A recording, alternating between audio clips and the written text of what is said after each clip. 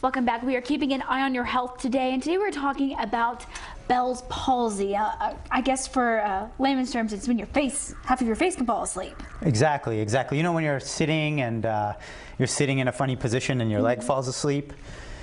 When you look at your brain here, so I've got our brain, and out of the brainstem comes a bunch of nerves, and some of those nerves go to our face, and one of those nerves can fall asleep. And basically what happens is half of your face just becomes paralyzed, and it droops. It's very droopy. Yeah, and it's a scary situation when that happens. Absolutely. And nobody really knows why it happens. They think maybe it's related to the virus that causes the cold sore, herpes virus, or maybe it's related to inflammation.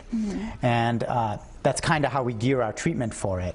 But the big thing is we need to make sure it's not due to a stroke. Right. Anytime you slur your speech, your face droops, especially if you have arm weakness with it, or leg weakness, or half your body, you need to go to a stroke center. I mean, if you come to medical center, we're a stroke center, we can take care of you, or anywhere else that's a stroke center. So, but let's talk about Bell's palsy, where it's just that nerve that falls asleep. It's not as dangerous as a stroke. And you can recover. It's not permanent. Usually most people recover. Okay. So there is actually a study. It was done with 1,000 patients, and 85% of the people showed a recovery within 3 weeks. And most recover completely within 1 to 2 months. That's good. And yeah, that is good. And by the time you hit 6 months, almost complete resolution. A small percent have constant, weakness. So what's the treatment? There's a lot of things you were mentioning. You can't blink. You can't chew as well. Right. How do you take care of yourself? So imagine you're sitting there and all of a sudden you feel something, a pain behind your ear. Your face starts to feel numb. Your taste is funny. It's the same nerves that provide to your tongue for taste. Things sound louder on that side, and something's not right. Then you look at someone, you may not notice it, and they're like, wow, what happened to your face? You look in the mirror and half your face is starting to droop. That's Bell's palsy. You can't blink that eye. So that, as you imagine, can lead to problems. First of all, you're tearing a lot, and then your eye dries out.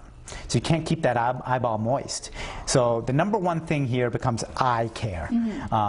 Wearing glasses, wearing goggles when you sleep so that you don't scratch it at night and get scratches on your eye, and your eye doesn't become dangerously dried out. Using tears throughout the day, artificial tears, and then at night you might want to use lube because the tears only last so long. So during the day you don't want to put ointment in your eye, but at night you can put the ointment in your eye. And then the other problem is the mouth, because you are trying to eat and it's all coming out, half your mouth is paralyzed. So maybe a softer diet, something that doesn't take chewing as much.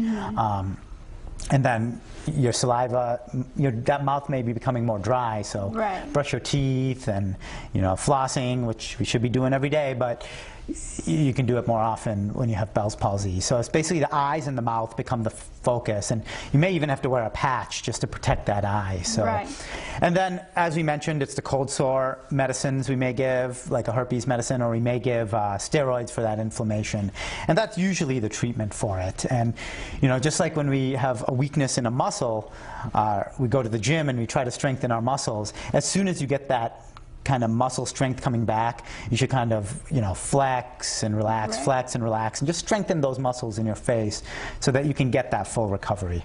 All right, very good. All good things to keep in mind. That's a scary situation to think half of your face droopy, but it does happen to a lot of people. Exactly, and the key points, as we mentioned, is just make sure it's not a stroke. You may have to get evaluated by your doctor for that. Number one. Especially if it's arms and slurred speech and vision. Bell's palsy doesn't affect your vision usually, so those are some clues to that. All right, very good. Well, Dr. Bose, thank you so much. Thank you. We're going to take a break. We'll be right back.